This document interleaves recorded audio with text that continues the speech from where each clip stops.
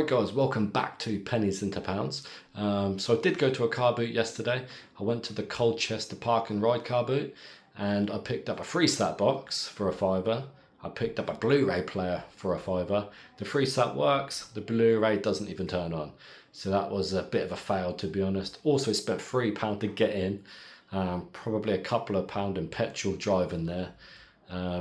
So yeah, that was a bit of a waste of time, to be honest. It was more of a Christmas market than an actual car boot. There wasn't any private sellers at all. That was all Amazon returns and Christmas stocking fillers. I did film it, but there's not even worthwhile showing the footage, to be honest. So what I'm going to do instead, I will show you the stuff that I picked up from that car boot, and I also picked up a few things off Facebook, so I'll talk through those as well. And I also made a sale, which I'll run through as well. All right, I'll turn the camera around and show you what I picked up.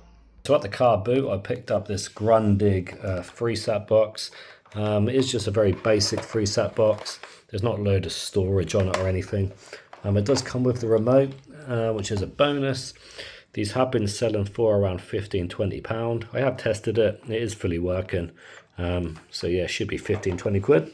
All right, then I picked up a Blu-ray player, an LG one. It does come with the remote. Unfortunately, it doesn't even power on. So I've looked on spares and repairs, so I should get my money back, maybe £5 to £10. But yeah, nothing to really shout about there. That car boot was a bit of a fail, to be honest.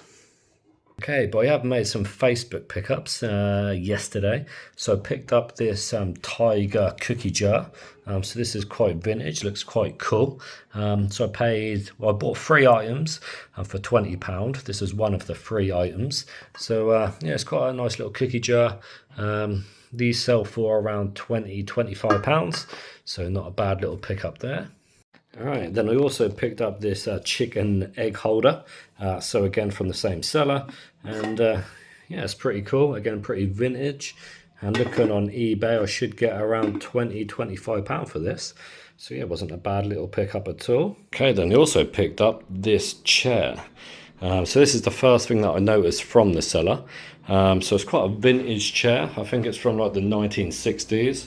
The seat does lift up and there is... So the seat does lift up and there's storage underneath. But yeah, it's quite a cool looking chair.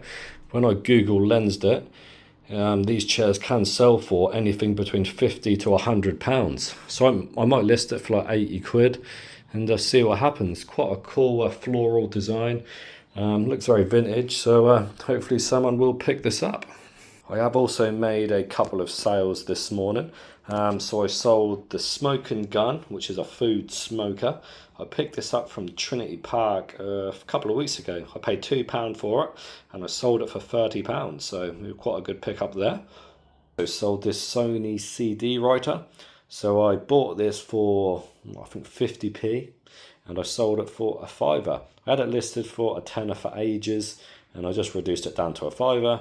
And it sold straight away. So yeah, 50p into £5. Not too bad. All right, so a couple of little sales there. Yeah, my eBay shop is now on hold. I've closed it for a few days.